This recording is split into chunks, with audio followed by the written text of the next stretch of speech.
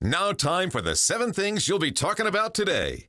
Number 7. Boy, oh boy, Delta 8 has really taken the Alabama legislature by storm. They are very excited about this, and so are some of the people that want to speak about it. And they're on both sides. It's a synthetic narcotic. People want it to be more available because they want to get high more. That's just what they want to do. It's absurd. They talked about banning it. Now they're talking about regulating it, meaning taxing it and basically making it more available. Not a fan? Not a fan. Although the regulation is better than doing nothing. So you see, you've put me in a bit of a box here. There's a lot of talk about regulating it to those under 21, banning inhalable products like vapes and buds, enforcing labeling, all this other stuff. Convenience stores are mad about this, but people like the Eagle Forum of Alabama, but they want an outright ban, calling Delta 8 a backdoor legalization of recreational marijuana, which is exactly what it is. I mean, there's just no question about it, but they're still pushing this. Number 6. Alabama's largest media outlet continues to side with the absolute worst people they possibly can. Who? Well, normally it's people who use drugs while they're pregnant.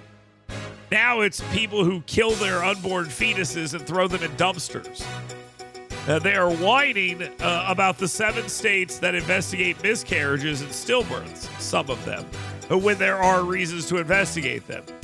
They are continuing to target the people who say, maybe you shouldn't use drugs while pregnant and throw unborn babies in dumpsters. I don't know. AO.com has a problem with this. The outlet moans that Arkansas's law against concealing miscarriages and Ohio's law against abusing a corpse are too broad. I mean, these people are amoral monsters. Georgia right now is prosecuting a woman for putting a fetus in a dumpster, and they're saying it's because she had a miscarriage. That's not what it's about. Number 5. There is a proposed Alabama general fund budget, and State Senator Roger Smitherman, a Democrat out of Birmingham, is pissed off about it. Why?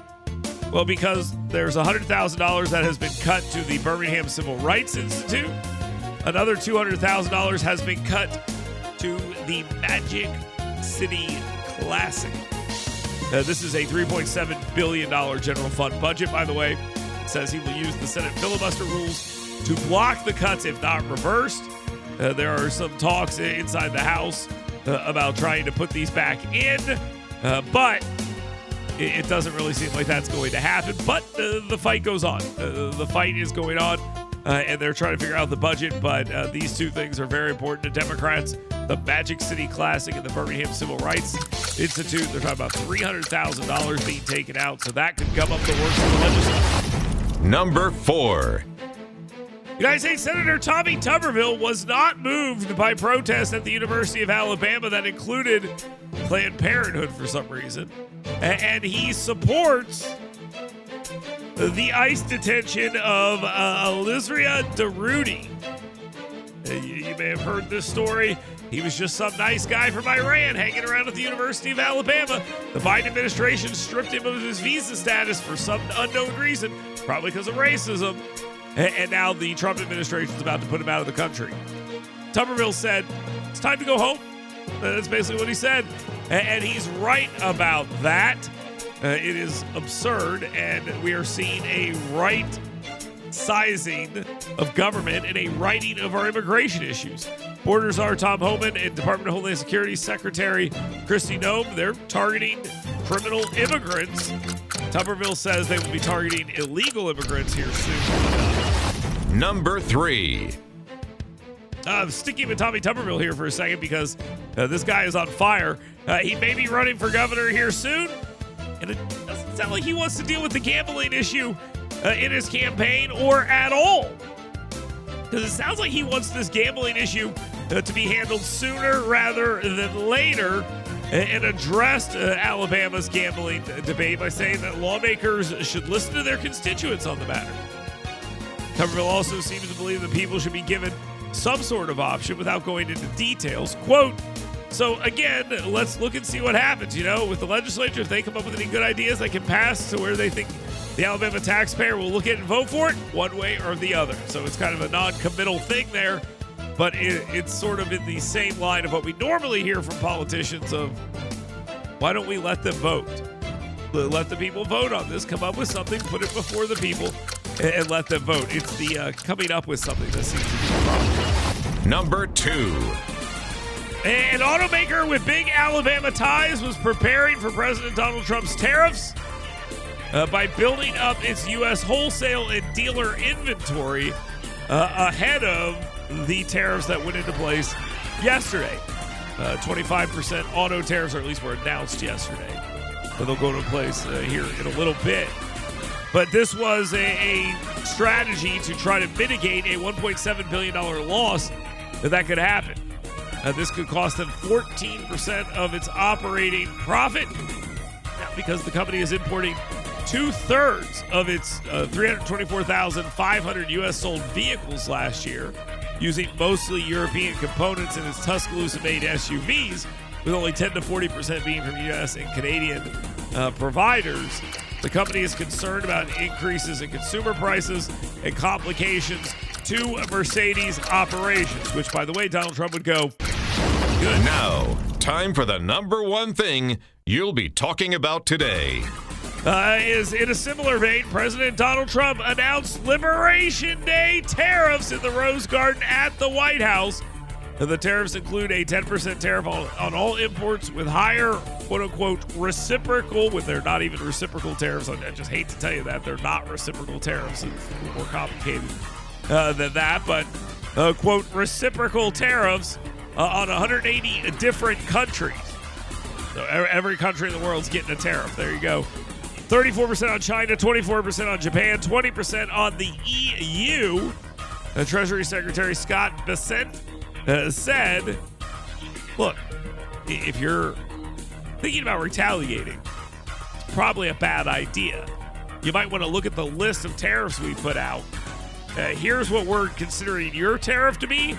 Here's what our tariff is. You may notice it's half of what we consider your tariff to be. And again, their calculation is kind of wonky, but this is how they're doing it. And he says, if you retaliate, then we will raise the tariff. This is the floor here. It is not the ceiling. So unless you do away with tariffs and they all go away, then we're going to be having a different conversation here, and we will increase our tariffs on you. He also says some countries are already coming to the table. Canada talked about how they want to come to the table. India has mentioned it. Israel, obviously, has come to the table as well. The reaction of the United States Senate, somewhat bipartisan. Democrat-led resolution by Senator Tim Kaine of Virginia, co-sponsored by Rand Paul of Kentucky, trying to undo President Trump's tariffs on Canada. That passed the Senate 51-48 with Susan Collins, Lisa Murkowski, and Mitch McConnell, all Republicans from Maine, Alaska, and Kentucky as well, voting for it despite a White House veto threat, which they will obviously do.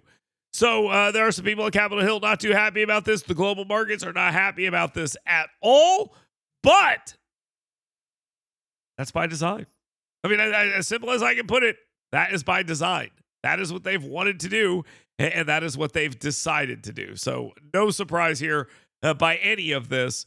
This is exactly the plan and the strategy, and I don't think that you're going to be seeing much change on this. This is the big swing, and Donald Trump wants other countries to come to the table. He is showing that he is ready to deal, and the question is going to be, are they? That's where we're at right now. Stock market crashing. Let's call it that. Let's call it crash. Let's say crashing.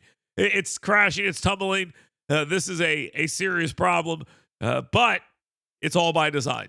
So if you like Trump, you supported this. If you don't like Trump, you hated the guy already, so I don't think your opinion really matters at this point. What matters right now is the dollars and cents and how the world eventually reacts to this. We just got to wait and see what happens. But we'll continue talking about it. You can continue weighing in. You can also get your questions in for 10 with him later on in the program at 866-494-WVNN. That is the scoutpestcontrol.com WVNN hot take text line. You can also let your free speech fly at 866-494-WVNN. And you can always email me. You've got mail. Dale at WVNN.com. Get those thoughts in. Get them in right now. And we we'll get you a response. That's right there is the downtownrescuemission.org email inbox. Let us know what you're thinking. Get your questions in for 10 with him, and we will continue right here.